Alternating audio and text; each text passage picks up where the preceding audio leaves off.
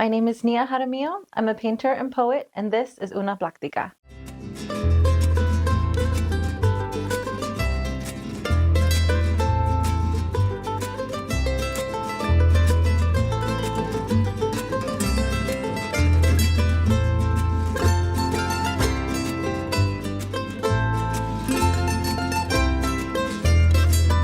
Una Plática.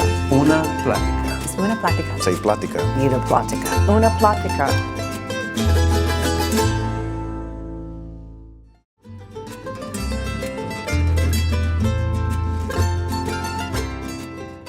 I was inspired to be an artist by a professor that I had in college. I had pursued a different career because I wanted to be an artist when I was in high school and was discouraged from that. And I remember being able to take a 2D design class when I was in my final semester at Texas State.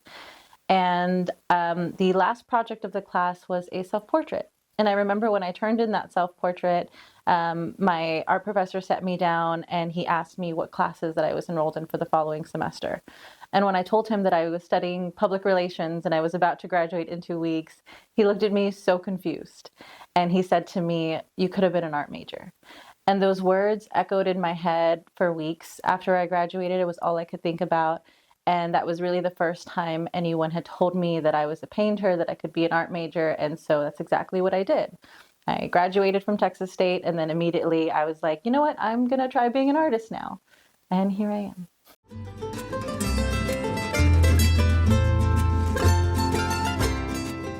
I do consider myself a Chicana artist. I was born and raised here in San Antonio. My mother was born and raised on the west side, my dad born and raised on the east side, and we have family roots in Mexico. So this is definitely something that's a part of my identity and culture.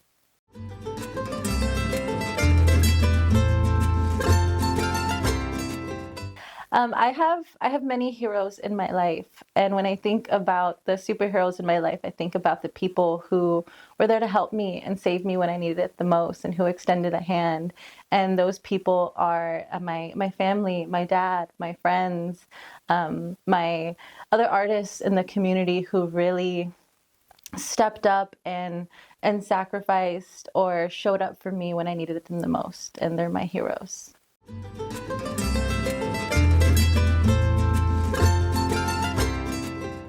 Absolutely. It is so important to have organizations like this in the community because as people, we have a voice. And as Latinos and Chicanos, often our voices were silenced.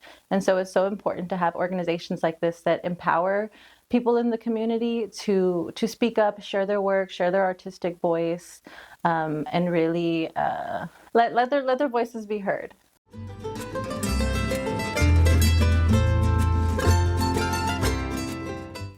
My favorite program that y'all present is the Dia de los Muertos show. It's really a beautiful exhibit to witness and experience, and I love seeing all the altars for Day of the Dead and the different ways that people honor their loved ones.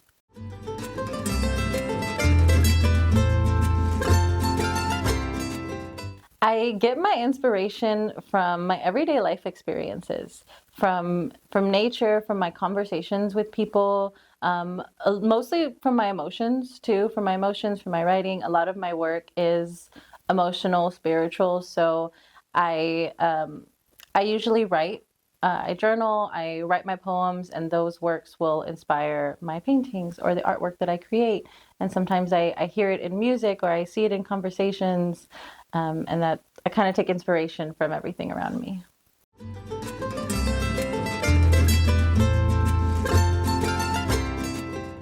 My favorite thing about San Antonio art is the beautiful community and art scene here in San Antonio. I am so blessed to live in a city where there is a thriving art scene and everybody is welcoming and encouraging. I love that we show up to support one another. We create shows to show our work with one another. I have met so many amazing artists and friends in this community, and I love San Antonio artists so much.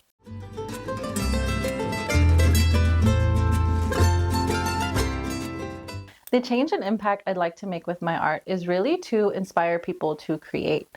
I think that's the biggest thing I've always wanted to accomplish, aside from expressing myself, is to encourage others to express themselves. You know, we all have an inner voice. We all have something we want to say, something we want to share. And so my favorite thing is to really be true and authentic in my voice and let that empower others to do the same with theirs.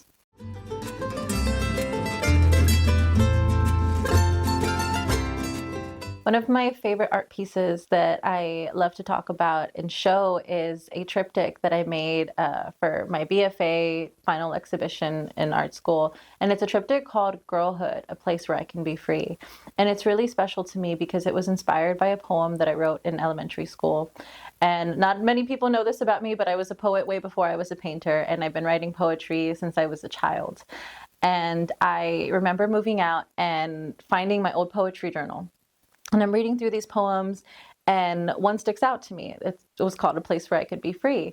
And it was a poem about how I wanted to escape and run away to a place where I was free to be myself. And when I read that, I remember sobbing and crying and holding space for my inner child, and really just sitting with that. And I read this probably 20 years after I wrote it. And as I'm sitting with it, I start thinking, like, you know what, I'm an adult now. And if this child wanted to feel safe, then I can create that safety for her. And I really wanted to illustrate, I'm a painter now. I wanted to illustrate the world that she was running away to. And she was describing it as, I want to go to a place where the grass is green and the sky is blue and the birds are flying everywhere. So I'm like, you know what, I can do that. And so I did it. And in the center of my triptych is just that. It's green hills and grass and birds flying and sun shining. And I have the poem in the center of the piece. And the poem is copy and pasted from my poetry journal. So it's in my same handwriting. I was probably about 7 or 8 when I wrote this. And when I wrote it in my journal, I included a little doodle, and it's a little drawing of me on the sun with little flowers and hills. It's the cutest thing ever, but it's inside the painting.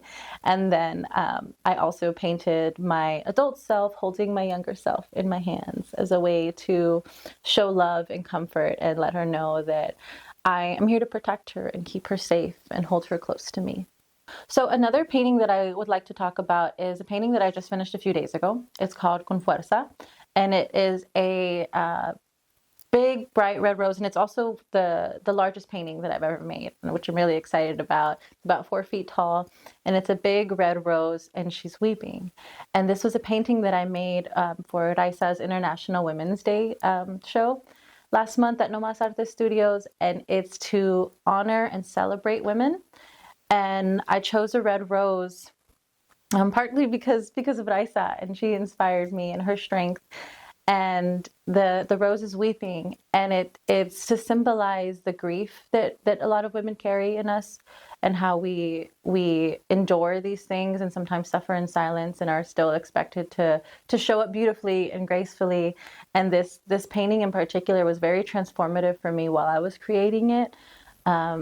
Because the whole time I was making it, I was going through this own inner transformation where I felt like I was blooming too. There was a lot of these things happening in my life, ironically too, where it felt like the idea came subconsciously, but it still helped heal me in a way too.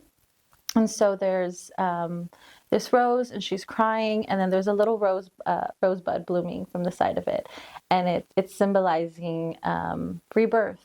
You know, the idea of like purging and letting yourself feel and letting your tears heal you and water you so you can experience new growth and new life. This is one of my favorite poems called Transformation. I can transform as many times as I need to. I can learn, grow, morph, plant seeds, and be still as often as I need to. You see, this isn't about you. It's never been. And I've been working harder than I ever did. And that's on logic, on principle, on embracing who I am as an individual. This is difficult. I have to be vulnerable, let things go, let people in, accept, embrace, but never chase, not even the dream. All I gotta do is let things be, and the universe will bring to light all that is meant for me, and I will transform again and again and again until I feel free.